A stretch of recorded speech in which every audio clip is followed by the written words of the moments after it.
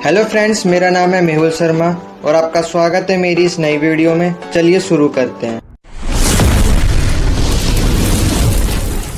दोस्तों, आज हम करने वाले हैं लेसन 6 जिसका नाम है इंश्योरेंस प्रोडक्ट यानी बीमा उत्पाद। तो जो पहली बार आए हैं जल्दी से चैनल को सब्सक्राइब कर दीजिए, वीडियो को लाइक कर दीजिए। अगर आपको इसकी पीडीएफ चाहिए तो आपको टेलीग्राम चैनल पे मिल जाएगी जिसका लिंक डिस्क्रिप्शन में दिया हुआ है, वहां पे जाके आप डायरेक्ट ज्वाइन कर सकते हैं। अब देखिए, जैसे कि आप पिछले चैप्टर में पढ़ के आ रखे हैं कि दो प्रकार के इंश्योरेंस होते हैं, एक होता है लाइफ इंश्योरेंस और दूसरा होता है जनरल इंश्योरेंस।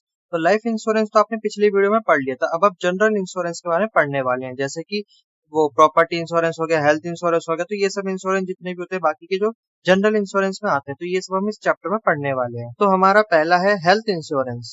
अब देखिए, ये भी हेल्थ इंश्योरेंस में क्या होता है, आप इंश्योरेंस लेते हैं, कॉन्ट्रैक्ट होता है इंश्योरर और इंश्योर्ड के बीच में, है ना। इस कॉन्ट्रैक्ट में क्या होता है कि आप प्रीमियम पे करते हैं तो बदले में वो प्रॉमिस देते हैं, है ना। और प्रॉमिस क्या होता है कि आपका जितना भी खर्चा होता है हेल्थ में, चाहे वो सर्जरी का हो गया या कोई भी मेडिकल दवाइयों वगैरह का जितना भी खर्चा हो गया, है ना, वेंटिलेटर वगैरह का, या फिर अगर आईसीयू में शिफ्ट किया जाता है तो उसका भी जितना भी खर्चा होता है वो सब इंश्योरेंस कंपनी उठाएगी। अब देखिए, जो हेल्थ इंश्योरेंस होता है वो कई प्रकार का होता है। तो जब भी आप हेल्थ इंश्योरेंस ले तो उसमें बारीकी से चेक करिए कि क्या चीज कवर है और क्या चीज कवर नहीं है ना।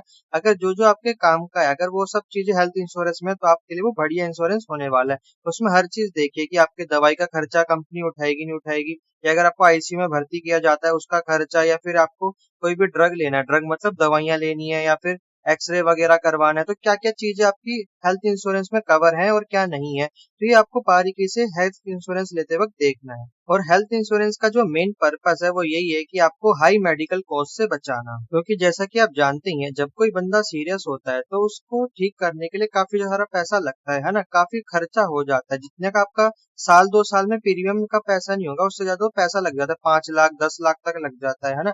जैसे कि आप आईसीयू में किसी को भर्ती करते हैं तो एक दिन का खर्चा ही उसका 20,000 50,000 का एक दिन का खर्चा होता है। फिर कई सारे टेस्ट होते हैं ना, उसका एक्सरे किया जाता है, एमआरआई किया जाता है ना, और भी कई सारे टेस्ट किए जाते हैं, ब्लड सैंपल का टेस्ट किया जाता है, तो उसका भी अलग खर्चा होता है। तो ये सारा खर्चा आपका इंश्योरेंस कंपनी उठाती है अगर आप हेल्थ इंश्योरेंस ले लेते हैं।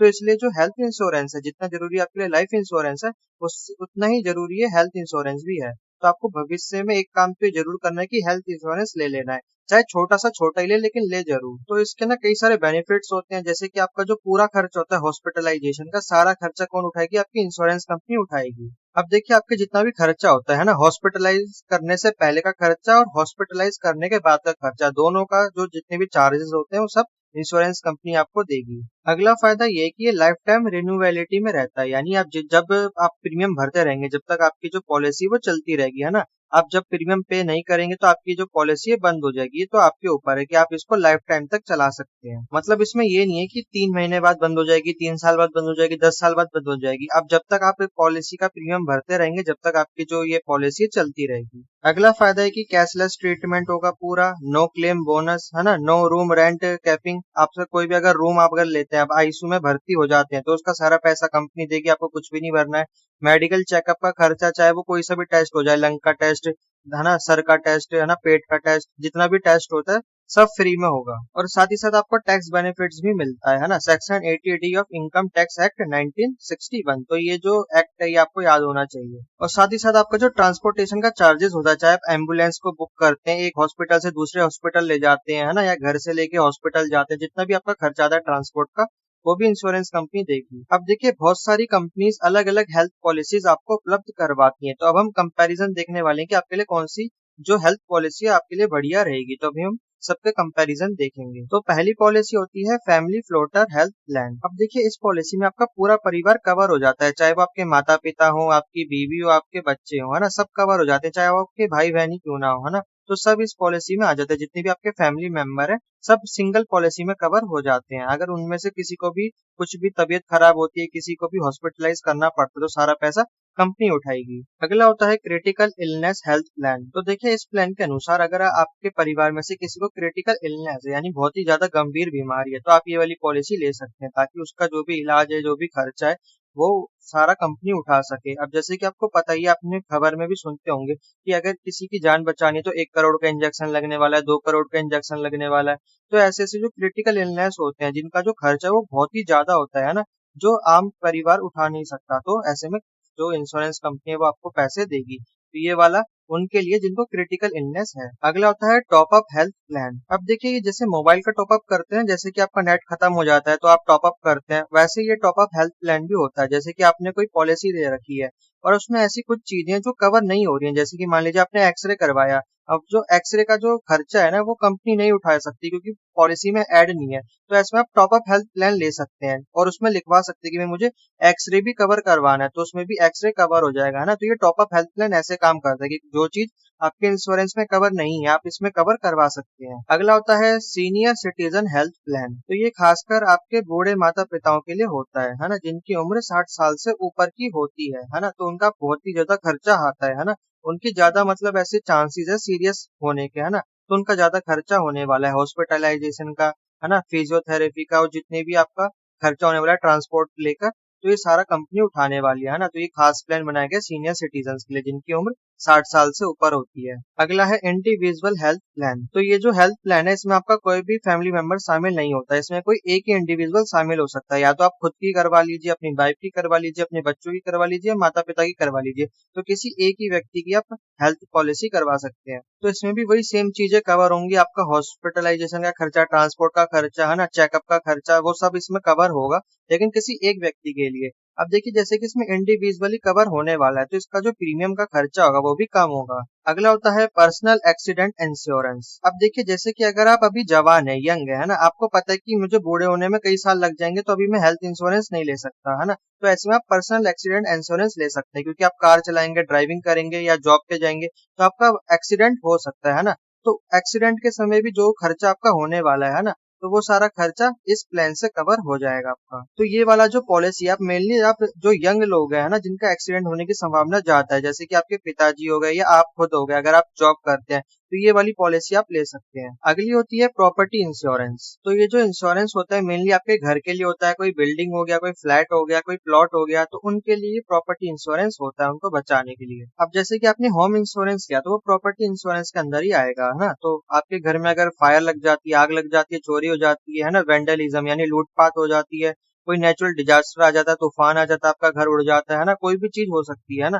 तो इन सब चीजों से आपका जो इंश्योरेंस कंपनी है आपको बचाएगी, है ना, आपको पैसे देगी। आपका जितना भी नुकसान हुआ, चाहे वो आग से नुकसान हो, चोरी से हो, लूटपाट से हो, जितना भी नुकसान होगा सब इंश्योरेंस कंपनी आपको देगी। तो प्रॉपर्टी इंश्योरेंस आपका प्रॉपर्टी में जितना भी नुकसान होता है ना, आपके लॉस को रिकवर करने में हेल्प करता है। अब देखिए cost covered under the property insurance, यानी कि जब भी आपका कोई नुकसान होगा, है ना, और इंश्योरेंस कंपनी आपको पैसे देगी, तो अब वो आपको कितने पैसे देगी, तो वो तीन प्रकार से आपको पैसे दे सकते हैं। एक तो रिप्लेसमेंट कॉस्ट होगी, दूसरी एक्चुअल कैश वैल्यू होगी, और तीसरी होगी डिप्रिसिएशन वैल्यू। अब देखिए रिप्लेसमेंट कॉस्ट में क्या होता है कि मान लीजिए आपके घर में एक टीवी है ना, उसमें घर में आग लगती है और टीवी जलकर खत्म हो जाता है, तो ऐसे में कंपनी क्या करेगी, आपको रिप्लेसमेंट कॉस्ट देगी। या तो आप टीवी को रिपेयर करवा लेते, इतना जलता है कि वो रिपेयर हो सकता है, तो रिपेयर का पैसा आपको मिल जाएगा।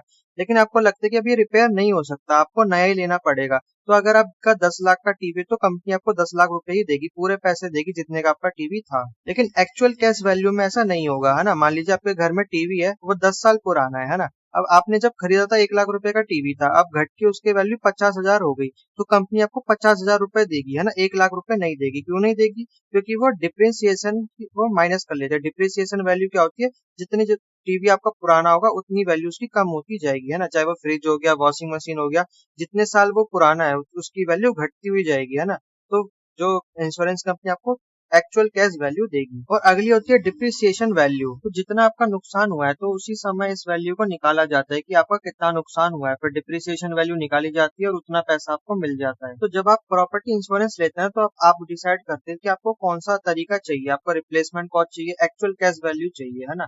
तो आप डिसाइड करते हैं। अगर आप रिप्लेसमेंट कॉस्ट लेते हैं तो वो थोड़ा महंगा पड़ सकता है, क्योंकि इसमें आपका जितना नुकसान हुआ है उतना ही आपको पैसे मिल जाएंगे, है ना। लेकिन अगर आप एक्चुअल कैश वैल्यू लेते हैं तो इसमें जो आपका प्रीमियम होगा वो थोड़ा कम हो सकता है, क्योंकि इसमें डिप्रिसिएशन वैल्यू को माइनस कर दिया जाता है। अब देखिए टाइप ऑफ प्रॉपर्टी इंश्योरेंस। तो पहला टाइप होता है होम ओनर इंश्योरेंस। तो ये इंश्योरेंस वो लोग लेते हैं जिनका अपना खुद के घर का इंश्योरेंस वो करवाते हैं, यानी आपका खुद का घर है और आपको उसका इंश्योरेंस करवाना है, तो आप होम ओनर इंश्योरेंस लेंगे। तो इसमें हर चीज कवर होती है, चाहे वो आग लग जाना हो, है ना, नेचुरल डिजास्टर हो गया, लूटपाट हो गई, है ना, या कोई भी आपके घर पे दुर्घटना हो जाती है ना, या अर्थक्वेक आ जाता है ना। तो ये सब चीजें जितनी भी होती है सब कवर होती है होम ओनर इंश्योरेंस में, यानी आपका जो घर है बिल्कुल सेफ है ना, जो भी नुकसान होगा सब पैसा आपको मिल जाएगा। लेकिन ये इंश्योरेंस लेते वक्त आपको ये भी डिसाइड करना है कि आपको रिप्लेसमेंट कॉस्ट चाहिए या फिर एक्चुअल कॉस्ट वैल्यू चाहिए। अगला होता है रेंटर इंश्योरेंस। अब देखिए, अगर आपके पास खुद का घर नहीं है और आप रेंट पर रहते हैं तो आपके लिए इंश्योरेंस होता है ना, रेंटर इंश्योरेंस। ऐसे में क्या होता है कि अगर मान लीजिए आपको लगता है कि आपके घर में कुछ हो सकता है, मान लीजिए आपका जो रेंटर जो हाउस है वो पेट्रोल पंप के पास है और आपको लग सकता है कि कभी भी ये फट सकता है और मेरे घर में आग लग सकती है, तो आप रेंटर इंश्योरेंस ले सकते हैं। इससे में क्या होगा कि आपके घर में जो भी सामान है आपका ना, सामान हो गया, कोई भी आइटम हो गया ना, तो ये सब सेफ हो जाएगा। अगर जितना भी आपका नुकसान होगा, अगर आग लग जाती है, अगर आपका पूरा घर उड़ जाता है, जल जाता है, तो ऐसे में जो भी नुकसान होगा वो सब इंश्योरेंस कंपनी आपको देगी। तो ये रेंटर इंश्योरेंस वही लेंगे जो रेंट पर रहते हैं, ठीक है। अगर आपका खुद का घर है तो होम ओनर इंश्योरेंस, और अगर आप रेंट पर रहते हैं तो रेंटर इंश्योरेंस। अगला होता है फायर इंश्योरेंस। तो ये इंश्योरेंस सिर्फ आग के लिए होता है। अगर आपका जो घर है अगर उसमें आग लग जाती है तो ही आपको क्लेम मिलेगा, वरना नहीं मिलेगा। मान लीजिए तूफान आ जाता है, अर्थक्वेक आ जाता है, उसमें कोई नुकसान हो जाता है, तो आपको ये क्लेम नहीं मिलेगा। कब मिलेगा? जब आपके घर में सिर्फ आग लगेगी। और आग कैसे लग सकती है? या तो आपके घर में बिजली गिर सकती है ना, आपके घर में शॉर्ट सर्किट हो सकता है, या पेट्रोल पंप आपके पास का फट सकता है ना, उसकी वजह से आग लग सकती है। तो सिर्फ आग लगने पे ये क्लेम मिलेगा, ठीक है। अगला होता है कमर्शियल प्रॉपर्टी इंश्योरेंस। तो अगर आपका खुद का ऑफिस है, वेयर हाउस है, या आपका खुद का स्टोर है, अगर आपको उसको प्रोटेक्ट करना है तो आप ये वाला इंश्योरेंस ले सकते हैं। अगला होता है नेचुरल डिजास्टर इंश्योरेंस। तो इसमें सिर्फ नेचुरल डिजास्टर को ही कवर किया जाता है, यानी अर्थक्वेक आ जाए या लाइटनिंग हो जाए, यानी बिजली गिर जाए, तो अगर तूफान वगैरह आ जाए तो अगर उससे जो कोई नुकसान होता है तो वो चीजें कवर होंगी। लेकिन बाई चांस आपके घर में लूटपाट हो जाती है या चोरी हो जाती है तो वो चीज इंश्योरेंस में नहीं क्लेम होती है ना, तो इसका पैसा आपको नहीं मिलेगा। सिर्फ किसका मिलेगा? नेचुरल डिजास्टर से होने वाला, यानी बाढ़ आ जाना, हुरिकेन आ जाना, अर्थक्वेक आ जाना, तो ये चीजें इसमें कवर होती हैं। अगला होता है पोस्टल लाइफ इंश्योरेंस। इसे शॉर्ट में PLI भी बोलते हैं। तो ये वाली जो स्कीम थी ये 1884 में स्टैब्लिश हुई थी और ये लाइफ इंश्योरेंस को कवर करती थी। अब देखिए, उस समय पे क्या होता था कि इंटरनेट तो था नहीं, तो उस समय पे जो मैसेज होते थे वो लेटर के माध्यम से एक जगह से दूसरी जगह पहुंचाए जाते थे।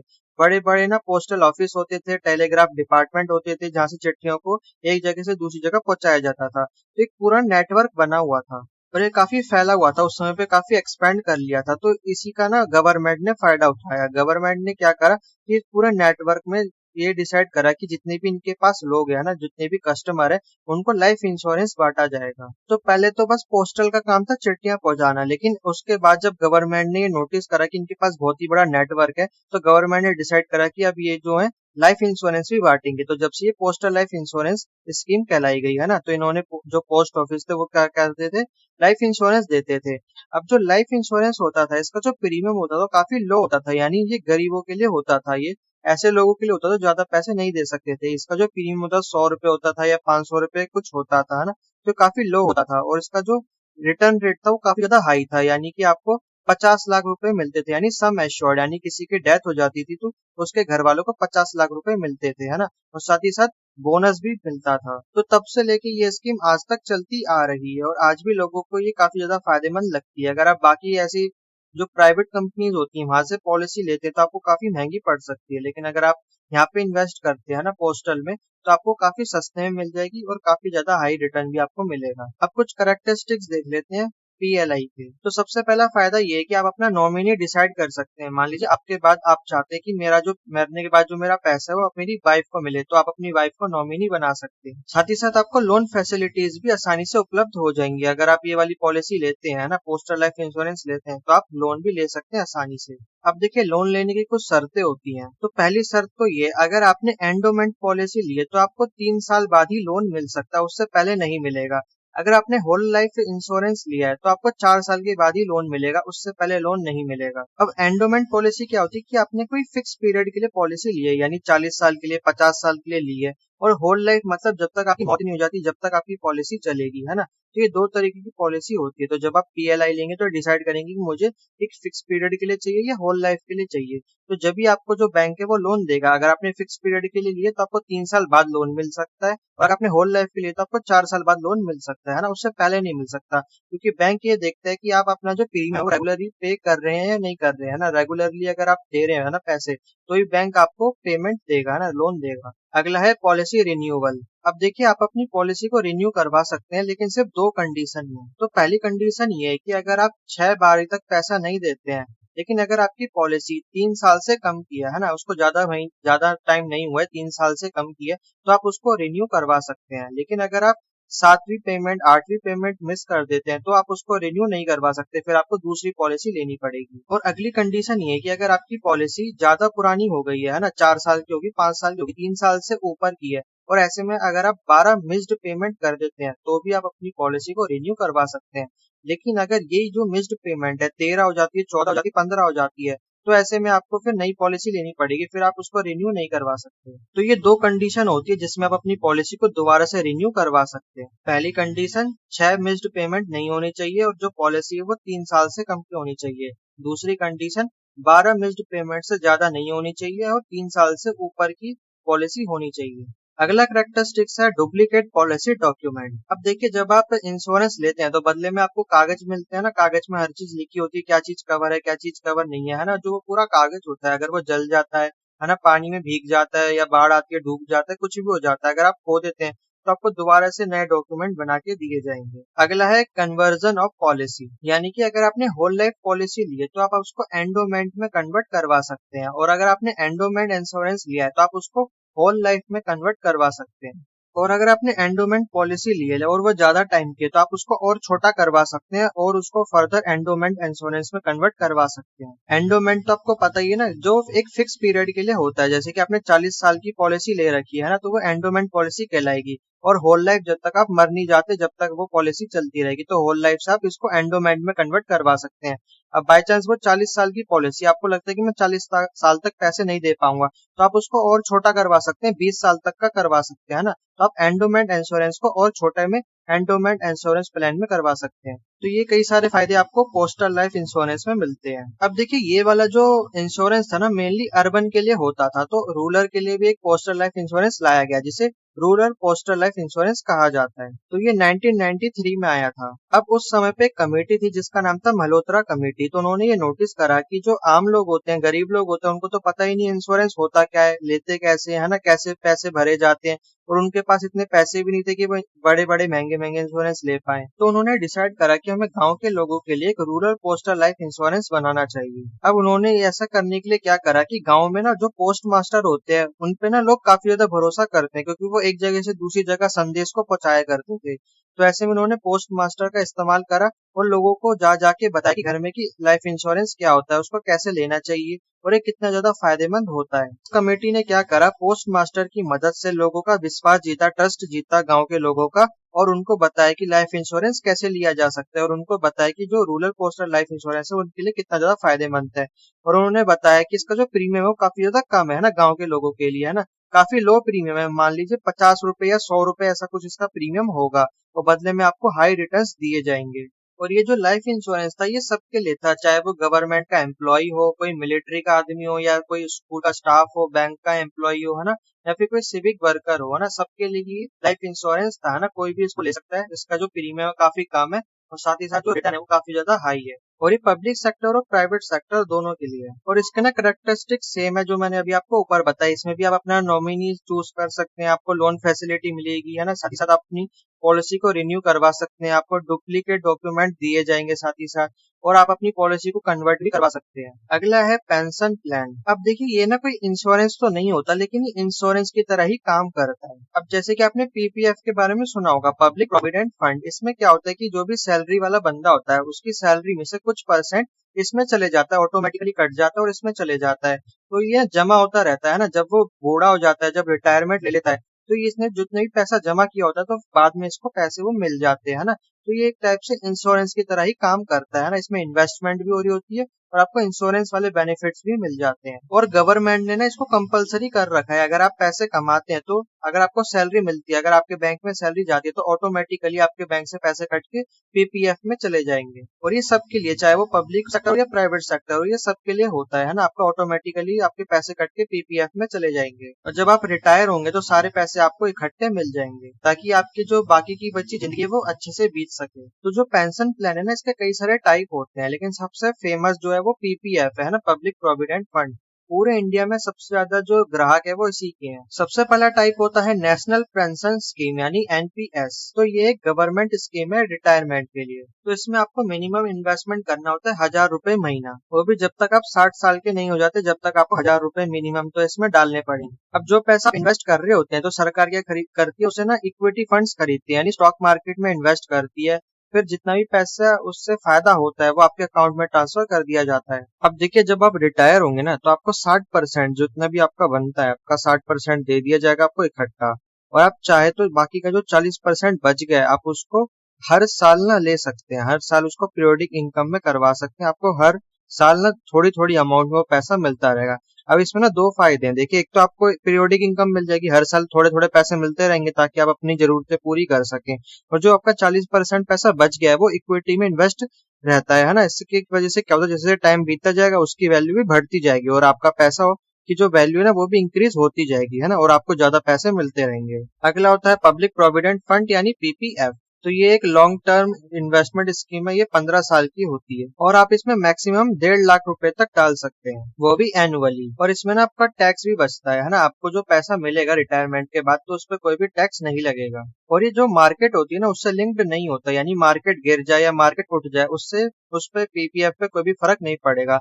और इसकी जो इंटरेस्ट रेट होता है वो गवर्नमेंट के द्वारा डिसाइड किया जाता है। गवर्नमेंट ही डिसाइड करती है इन्फ्लेशन के अकॉर्डिंग कि इन्फ्लेशन कितनी बढ़ने वाली है और आपको पीपीएफ में कितना इंटरेस्ट देना चाहिए। अगला होता है ईपीएफ यानी एम्प्लॉय प्रोविडेंट फंड। अब ये जो होता है मेनली एम्प्लॉयज के लिए होता है जो प्राइवेट सेक्टर में वर्क कर रहे होते हैं या फिर पब्लिक सेक्टर में वर्क कर रहे होते हैं, ये दोनों के लिए होता है ना। मेनली एम्प्लॉयज के लिए जो किसी भी ऑफिस या कंपनी में काम कर रहे होते हैं, जिनको हर महीने सैलरी मिल रही होती है। अब इसमें ना कितना आपको इंटरेस्ट रेट मिलना चाहिए वो ईपीएफओ डिसाइड करता है। इसकी फुल फॉर्म होती है एम्प्लॉय प्रोविडेंट फंड ऑर्गेनाइजेशन। तो रिटायरमेंट तक यानी जब भी आप रिटायरमेंट लेंगे आपने जितना भी पैसा जमा किया होगा और उस पर जितना भी इंटरेस्ट बनता है वो सब जोड़ जाड़ के आपको रिटायरमेंट के बाद मिल जाएगा। अगला होता है annuity plan with insurance coverage. तो इसमें क्या होता है कि आपको इनकम भी मिल जाती है और साथ ही साथ लाइफ कवरेज भी मिल जाता है। अगर आपके साथ कोई दुर्घटना हो जाती है तो आपकी फैमिली को एक लमसम अमाउंट में पैसे मिल जाते हैं। अब इसके भी दो टाइप होते हैं, एक होता है डिफर्ड एन्युइटी और इमीडिएट एन्युइटी। अब डिफर्ड एन्युइटी को बनाए इसलिए गया है ताकि आपको रिटायरमेंट के बाद फंड्स मिलता रहे, है ना। तो आप इसमें क्या कर सकते हैं, या तो एक ही बारी में सारा पैसा जमा करवा सकते हैं या फिर आप रिक्यूरिंग यानी हर महीने पैसे जमा करवा सकते हैं। और जब आपकी पॉलिसी एंड हो जाएगी तो आपको पेंशन मिलना स्टार्ट हो जाएगी। तो इसमें आपको हर साल पेंशन मिलेगी, लेकिन इमीडिएट वाले में आपको एक ही बारी में सारा पैसा मिल जाता है। जितना भी आपका इकट्ठा हुआ होता है तो आपको एक ही बारी में मिल जाता है ताकि आप बाकी का जीवन आराम से काट सके। अगला है यूनिट लिंक्ड इंश्योरेंस प्लान, जिसे शॉर्ट में यूलिप भी कहा जाता है। तो ये आप पिछले वीडियो में पढ़ के आ रखे हैं, यहाँ पे भी आप इसको दोबारा पढ़ेंगे। अब इसमें क्या होता है कि आपको इंश्योरेंस भी मिल जाता है, साथ ही साथ आपको इन्वेस्टमेंट भी आप इसमें कर सकते हैं। आप जो इसका प्रीमियम भरते हैं उसका पैसा स्टॉक मार्केट में लगाया जाता है और उससे बॉन्ड्स वगैरह खरीदे जाते हैं। तो आपकी इन्वेस्टमेंट भी हो जाती है, साथ ही साथ आपको लाइफ कवरेज भी मिल जाता है। तो ये दोनों का कॉम्बिनेशन होता है। तो इसमें जो पॉलिसी होल्डर होता है वो रेगुलर बेसिस पे अपना प्रीमियम पे करता रहता है और फिर जो कंपनी होती है वो स्टॉक मार्केट में पैसा लगाती है ना, और साथ ही साथ उसको बताती भी रहती है कि उसका कितना फायदा हो रहा है। तो जो यूलिप होता है ना ये मल्टीपल सर्विस प्रोवाइड करवाता है, जैसे कि एक तो आपको लाइफ इंश्योरेंस दे देगा, साथ ही साथ आपने जो पैसा प्रीमियम के तौर पे किया है उसकी वेल्थ भी बढ़ाएगा, है ना। और साथ ही साथ जब आप रिटायरमेंट हो जाएगा आपका तो आपको फंड भी देगा, है ना, रिटायरमेंट के बाद।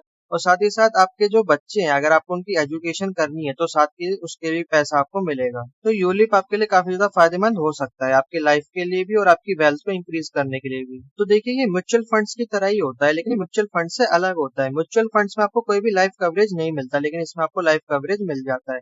लेकिन ये भी म्यूचुअल फंड की तरह इसलिए काम करते हैं क्योंकि इसमें भी आपका जो पैसा लिया जाता है वो स्टॉक मार्केट में लगाया जाता है। तो यूलिप का मेन काम है आपके लिए एसेट खरीद के रखना, है ना, फायदेमंद वाले एसेट जो भविष्य में आपको काफी ज्यादा वेल्थ क्रिएट करके दे सके और आपका जो भी इन्वेस्टमेंट गोल है उसको अचीव कर सके। अब देखिए जो इन्वेस्टर है ना वो चूज करता है कि उसको कितना डाइवर्स पोर्टफोलियो चाहिए, है ना, उसको कहाँ कहाँ इन्वेस्ट करना है कहाँ कहाँ नहीं करना। जो यूलिप होता है ना, जो इंश्योरेंस कंपनी होती है वो इन्वेस्टर से पूछती है कि आपको किस सेक्टर में लगाना है ना, कौन से स्टॉक्स खरीदने हैं ना, वो सब उससे डिसाइड करती है। अब देखिए म्यूचुअल फंड्स में क्या हो रहा था, आपको पता नहीं चलता कि आपका पैसा कहाँ लगाया जा रहा है, लेकिन यूलिप में आपको पता रहता है कि आपका पैसा कहाँ लग रहा है। अब इसका एक फायदा ये भी है कि अगर आपकी डेथ हो जाती है पॉलिसी होल्डर की तो आपका जो नॉमिनी होगा उसको सारे पैसे मिल जाएंगे। अब हम देखेंगे यूलिप में और म्यूचुअल फंड्स में क्या अंतर है। तो सबसे पहला और सबसे बड़ा जो अंतर है वो यही है कि जो यूलिप होता है ये कॉम्बिनेशन होता है इंश्योरेंस का और इन्वेस्टमेंट का। जबकि जो म्यूचुअल फंड है ये सिर्फ इन्वेस्टमेंट के लिए काम आता है, ये आपको कोई भी लाइफ कवरेज नहीं देता, है ना। अगर आपकी डेथ हो जाती है तो आपके परिवार वालों को कोई भी पैसा नहीं मिलेगा, लेकिन जो यूलिप होता है वो आपकी डेथ के बाद आपके परिवार वालों को पैसा देगा। अगर एम की बात करें तो ये लॉन्ग टर्म इन्वेस्टमेंट के लिए जाना जाता है, इसमें आप लंबे समय तक पैसा लगाते हैं, साथ ही साथ आपको लाइफ कवरेज भी मिलता है। तबकि जो म्यूचुअल फंड होता है ये शॉर्ट टर्म के लिए होता है, आप इसको जिंदगी भर नहीं चला सकते म्यूचुअल फंड्स को, इसकी ना एक एक्सपायरी डेट होती है ना। आप तय करते हैं, आप जब म्यूचुअल फंड में इन्वेस्ट करते हैं कि आपको 1 साल तक इन्वेस्ट करना है, 2 साल के लिए, 3 साल के लिए, है ना। आप डिसाइड करते हैं कि आपको कितने साल के लिए चाहिए। अगर टैक्स बेनिफिट्स की बात करें तो अगर आप यूलिप में इन्वेस्ट करते हैं तो आप टैक्स से बच सकते हैं, ना। आपको टैक्स नहीं देना पड़ेगा, और आपको सेक्शन भी याद रखना पड़ेगा, सेक्शन 80C। तो आपको जो भी यूलिप में जो भी रिटर्न मिलेगा उसमें कोई भी टैक्स नहीं लगेगा। मान लीजिए आपको डेथ के बाद आपकी फैमिली को 50 लाख रुपए मिलने वाले हैं, तो उस पर कोई भी टैक्स नहीं कटेगा, आपकी फैमिली को पूरे 50 लाख रुपए मिल जाएंगे। और अगर म्यूचुअल फंड्स की बात करें तो आपको टैक्स देना पड़ेगा, क्योंकि सबसे पहले तो चार्जेस ही कट जाएंगे। जो म्यूचुअल फंड में जो प्रोफेशनल बैठा हुआ है सबसे पहले वो अपने चार्जेस काटेगा, है ना। और फिर जब आपको पैसे मिलेंगे तो फिर सरकार अपना पैसा काटेगी, ब्रोकर अपना पैसा काटेगा। अब देखिए ये आप पे डिपेंड करता है कि आपने कितने टाइम के लिए इन्वेस्ट करा है। अगर आपने शॉर्ट टर्म के लिए इन्वेस्ट करा है तो आपका 15% जो है टैक्स कट जाएगा, और अगर आपने लॉन्ग टर्म के लिए इन्वेस्ट करा है तो आपका 10% जो है कट जाएगा। अगर लॉक इन पीरियड की बात करें तो मिनिमम इसका 5 ईयर होता है, लेकिन अगर हम म्यूचुअल फंड्स की बात करें तो उसका कोई भी लॉक इन पीरियड नहीं होता। अगर आपने आज पैसे इन्वेस्ट करें तो आप आज ही निकाल सकते हैं, है ना, या तो कल निकाल सकते हैं, 1 महीने बाद या 1 साल बाद।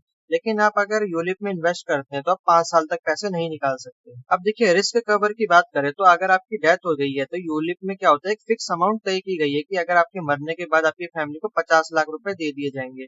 लेकिन म्यूचुअल फंड्स में ऐसा नहीं होता। म्यूचुअल फंड्स में क्या होता है, अगर आपका ज्यादा फायदा है तो आपकी फैमिली को उतने ही मिल जाएंगे, अगर कम फायदा होता है तो उतने ही मिलेंगे, है ना। इसमें कोई भी फिक्स प्राइस नहीं होता, वो स्टॉक मार्केट पे डिपेंड करता है कि कितने पैसे आपकी फैमिली को मिलने वाले हैं।